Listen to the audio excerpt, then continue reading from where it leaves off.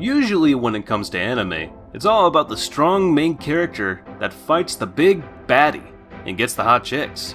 No one ever talks about the weaklings and the spineless main characters that can't even protect themselves to protect others around them. That's why today's video will be about those hopeless weaklings and why they are so weak in the first place. So, before we start, be sure to subscribe to our channel and press on that bell icon, set as all to be notified about our latest videos.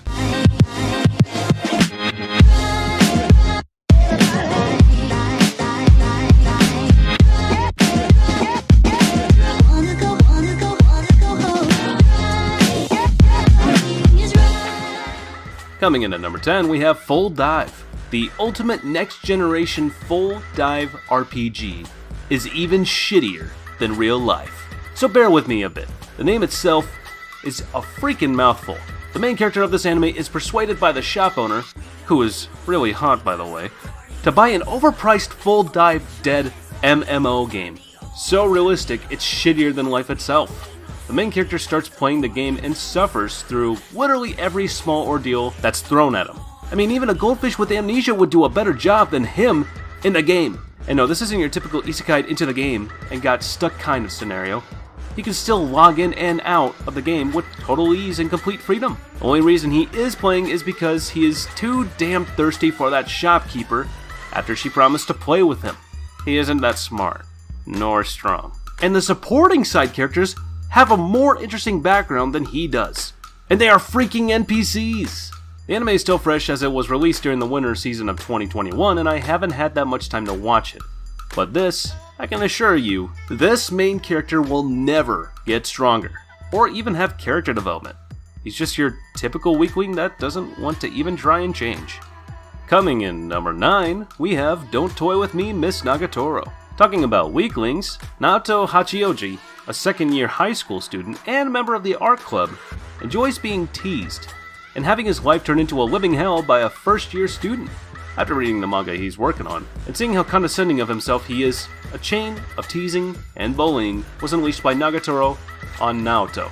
Yeah, before you start feeling sorry for him being bullied, you should know that for one, he starts to enjoy it, and two, he doesn't have the balls to confront her to stop the teasing. On the contrary, he is so hooked up and condescending himself, he accepts her teasing him non-stop and relishes it in the matter of fact. The show is starting off good, and there's already been some character development, so I can't wait to see more of it. Coming in at number 8, we have Rent a Girlfriend. Yes. Welcome to Degeneracy and Inferiority Complex Simulator. With our instructor Kinoshita Kazuya, you are guaranteed to graduate with flying colors. Our course teaches you how to become a useless, perverted, sorry excuse of a human like Kazuya. Kazuya, simply put, is a sorry excuse of a human being that puts his whole race and gender to shame. Hell, I might be persecuted as a blasphemer for this especially, but mommy did good by dumping his ass. For the girls, he is the best example of who not to date, and for guys, he is the greatest example of who not to be. The side characters are more interesting than him and have cooler development overall. Kazuya, to escape his worthlessness and his dumping, decides to rent a girlfriend, as if doing so will make him a decent person. During the series, he is revealed to be sick to the core, fantasizing about his ex-girlfriend with her boyfriend, while on the other hand, stalking his rental one. Overall, he is probably the lowest of the low. Even ants are more manly and useful than him. I can't really give my opinion about it just yet, as it is drowning in my somehow ever-expanding watch list.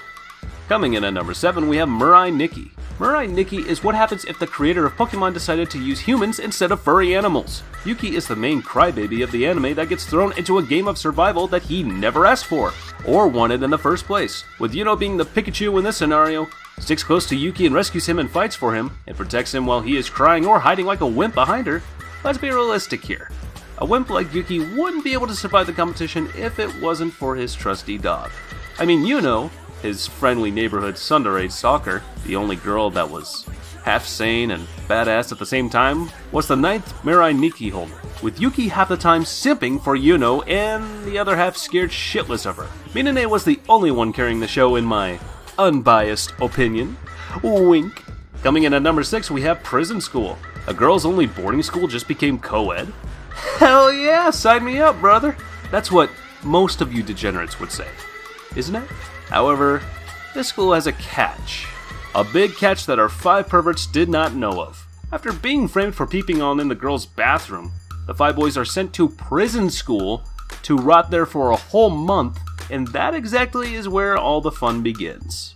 The anime holds nothing back with its content and goes all out for the audiences, being true to the manga. The characters themselves are unique in looks and personalities. Our main character Kiyoshi is energetic and dedicated. Kaguto is the best bro ever. Andre is a huge masochist. Joe is infatuated with ants. And Shingo is an American delinquent.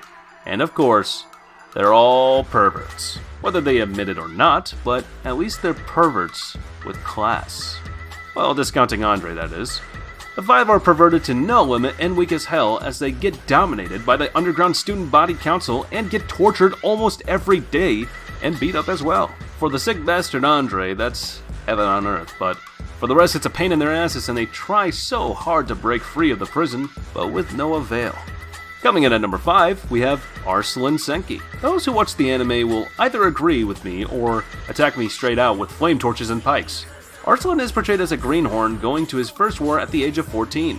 With next to none experience about war, add to the fact that they were ambushed, his father defeated, and captured, Arslan is sent on a journey to rescue him from his captivity and retrieve his kingdom. However, Arslan is as weak as they come. Frail as a boy his age should be.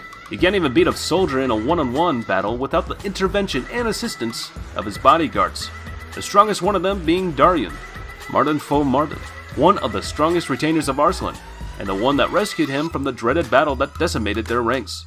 I can't even begin to count how many times Arslan would have been dead already if it wasn't for Daryun and his immediate intervention. The most lines Arslan should have been given was, "Daryun, daskete!" If you ask me, personally, the show should have been about Daryu rather than Arslan. Don't get me wrong, I love the kid and he is learning to be stronger, but until now, there is no proof of him becoming any stronger. With Season 3 looming around in the abyss, we can only hope that Arslan will grow some balls already and become the hero he was meant to be.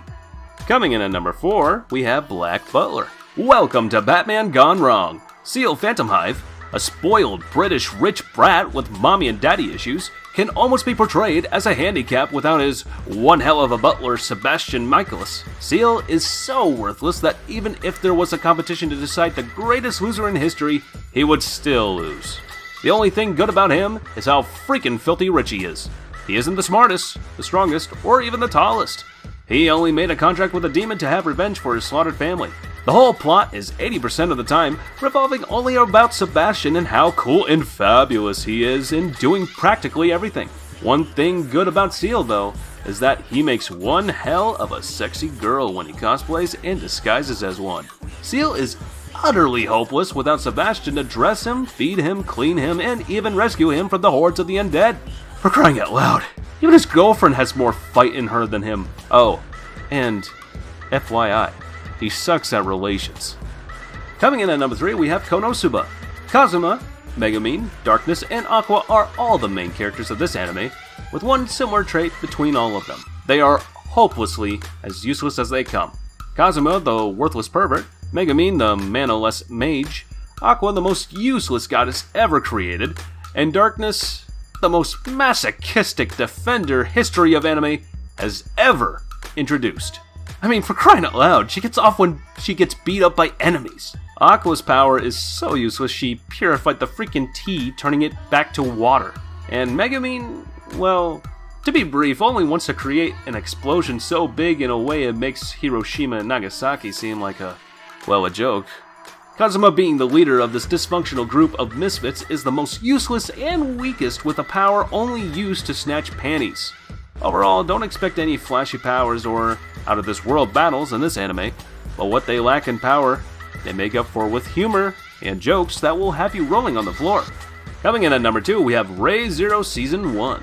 As a wise man-ish once said, insanity is doing the same thing over and over again, while expecting a different outcome.